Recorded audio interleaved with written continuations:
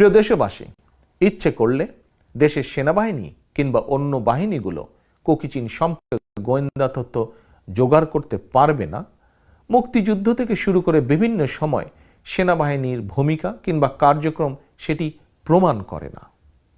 Traffic control কিংবা ভোটের কেন্দ্র পাহারা দেওয়া নয়, বরং সেনাবাহিনীর প্রধান কাজ রাষ্ট্রের স্বাধীনতা সার্বভৌমত্ব রক্ষায় চূড়ান্ত ভূমিকা রাখা। দেশের জনগণ সেনাবাহিনীকে আপন মর্যাদায় দেখতে চায়। অবশ্যই বাংলাদেশের সেনাবাহিনীর সেই সক্ষমতাও রয়েছে।